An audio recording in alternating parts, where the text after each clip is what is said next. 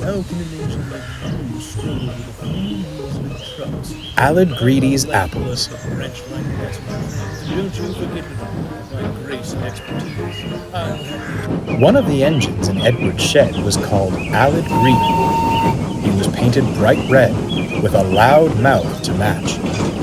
He never seemed to take much notice of Edward, but everyone took notice of Alid Greedy. They had to, for he simply wouldn't stop boasting about himself. Look at you all, painted in drab greens and mournful blues. Lucky I'm here to bring some vibrance to this shed.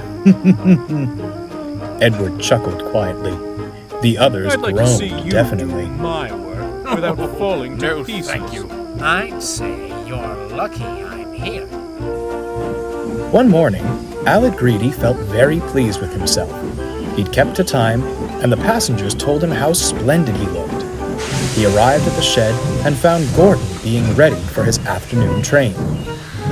Off to fail spectacularly with another goods train, are you? Alid guffawed. Dear me, Gordon, how can an engine like you struggle with a few measly trucks? I hope little Edward is at the ready, otherwise you will be in trouble. Edward gave a pitying look. Gordon harumphed and hissed away. Real work. I'll show those engines a thing or two about real work. I rest my case. There's no need to tease him, said Edward. Oh, hush, Alid glared. You come out of the shed for a few days and suddenly think you can tell me what to do? I'm the lifeblood of the branch line passenger trains, and don't you forget it. With my grace and expertise, I'll have the express... Oh, is that why the coaches needed their coupling hooks mended when I went to fetch them? Because of your, grace and expertise? Alid Greedy scowled, hid himself in a cloud of steam, and pretended to be asleep.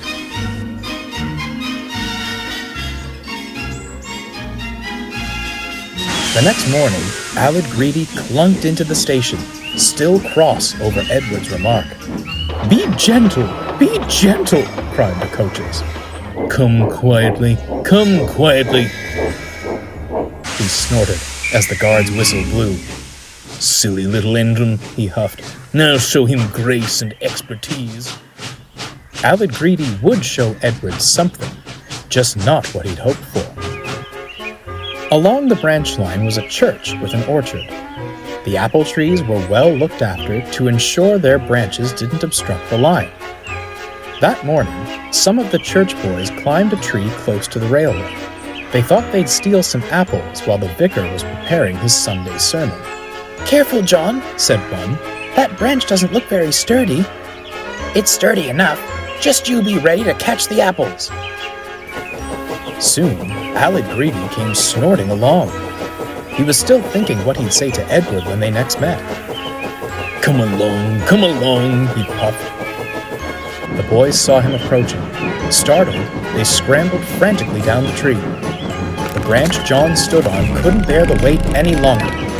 As he jumped, it snapped, still clinging to the trunk, but dangling over the railway line. Come along, snarled Alid. Hearing the thud, the driver stopped the train. When he and the fireman came around front, they laughed until they cried. "That's one way for us to get some peace and quiet, eh?" cackled the fireman. Apples were stuck in Alid Greedy's teeth. They and the branch muffled his cries of indignation. "Serves him right. All that boasting gave me a terrible headache," smirked the driver. All day, Alid Greedy traveled up and down the line, the apples and the branch staying firmly in place. The passengers didn't think him splendid now. They erupted with laughter as he passed. Alid's face turned as red as his paint. Unlike the passengers, the vicar wasn't laughing when Alid next passed the orchard. "Give me back my apples, you thieving engine!"